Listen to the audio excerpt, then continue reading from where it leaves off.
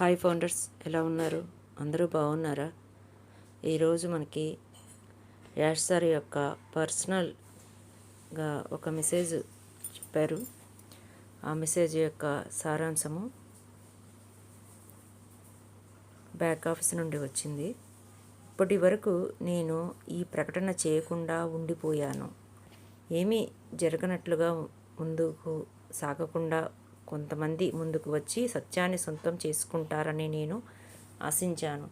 కానీ చాలా ఆలోచించిన తర్వాత సత్యం పట్ల, లక్ష్యం పట్ల మరియు మాతో నిలిచిన మీ ప్రతి ఒక్కరి పట్ల గౌరవం కారణంగా నేను ఇక మౌనంగా ఉండలేను.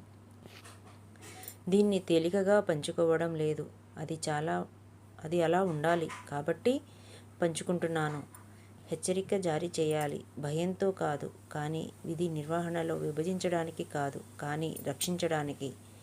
మార్టీ డెగార్మో మరియు రాబిన్ నోబెల్ వంటి వ్యక్తులు ఉన్నారు. వారు తమను తాము ఎలా చూపించుకున్నారో కాదు, వారితో నా స్వంత వ్యక్తిగత పరస్పర చర్యల కారణంగా నేను ఇకపై వారిద్దరినీ నమ్మను లేదా మద్దతు ఇవ్వను. నేను నిర్దిష్ట వివరాల్లోకి వెళ్ళను లేదా ప్రతికూలతలో నివసించను, కానీ స్పష్టంగా లేని చోట అంతా బాగానే ఉందని నేను నటించను. ఈ సందేశం ఇసుకలో ఒక గీతలా పనిచేస్తుంది.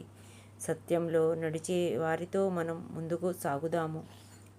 తమకన్నా గొప్పదాని కోసం నిలబడేవారు మరియు సమగ్రత పునాదిపై భవిష్యత్తును నిర్మించడానికి ఎవరు సిద్ధంగా ఉన్నారు? దయచేసి దీనిని మీ జాగ్రత్తకు సంకేతంగా మరియు స్పష్టత కోసం మీ పిలుపుగా పరిగణించండి.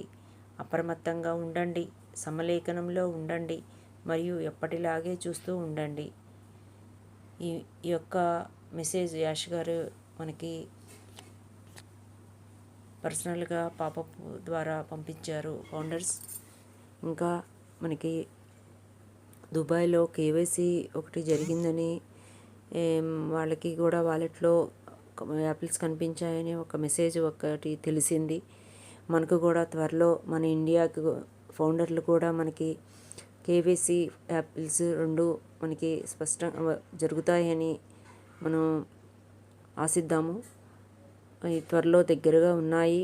మనకి డోర్స్ ఓపెన్ అయ్యే డేస్ దగ్గర పడ్డాయి.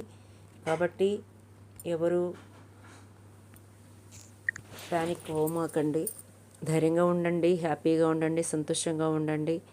ఎవరు టెన్షన్ పడమాకండి. ఇప్పుడున్న ఆరోగ్యాలను బట్టి కొద్దిగా టెన్షన్ తీసుకున్నా కూడా అది ఆరోగ్యం మీద ప్రభావం చూపుతుంది.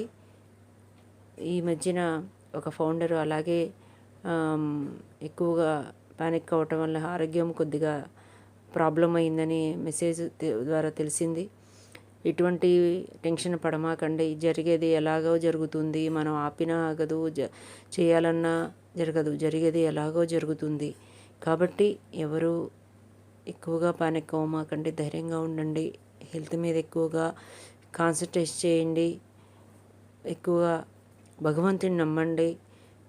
ధైర్యంగా ఉండండి. మన ఫ్యామిలీ కోసం మనం ధైర్యంగా ఉండాలి. మన ఆరోగ్యాలు కాపాడుకోవాలి. ఫౌండర్స్, మనం 7th పాపప్లో మనకి కావలసిన స్టఫ్ వస్తుంది. 7th పాపప్ మనకి త్వరలో వస్తుందని అంటున్నారు. కాబట్టి మనం ఆ పాపప్ కోసం వెయిట్ చేద్దాము. దుబాయ్లో ఇచ్చారు కాబట్టి అప్డేట్ మనకి కూడా త్వరలో వస్తుంది.